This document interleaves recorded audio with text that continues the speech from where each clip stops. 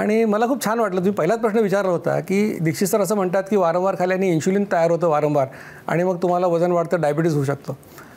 तर त्या उत्तरांमध्ये कुठेही इन्शुलिन हा शब्द आलेला मी बघितला नाही.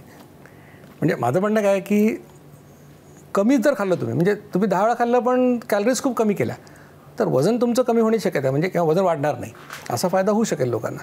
पण इन्शुलिन वारंवार सिक्रेट होण्यामुळे येणारा इन्शुलिन रेझिस्टन्स आणि डायबिटीज खराब होणार, याच्यात काही बात नाही.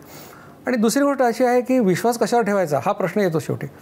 कारण आता तर मी एक हे बघितलं पॉडकास्ट, त्याच्यामध्ये आलू पराठे खाऊन डायबिटीज रिव्हर्ट करा असंच म्हणणारा माणूस आहे.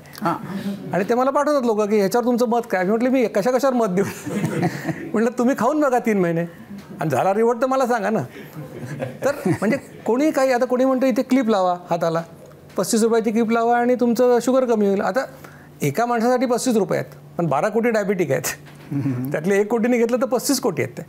त्यामुळे असे सांगणारे खूप लोक आहेत. म्हणून मी नेहमी म्हणत असतो की सांगणाऱ्या माणसाचं क्रेडेन्शियल बघा ना, की त्याच्याकडे काही डिग्री आहे का, तो कुठे काही शिकवतो का, प्राध्यापक आहे का, त्याचं काय क्वालिफिकेशन आहे. आणि दुसरं महत्त्वाचं की तो असं म्हणतो आहे का की माझ्याकडे या, म्हणजे हे सगळं सांगितल्यानंतर तुम्हाला सल्ला माझ्याकडे या, मग पैसे द्या, किंवा अशा पद्धतीने व्हेस्टेड इंटरेस्ट काही आहे का. आणि असं जर नसेल तर सांगणारा माणूस, मी हे सांगतो आहे की माझ्यावर विश्वास ठेवायची गरज नाही, अनुभवावर विश्वास ठेवा.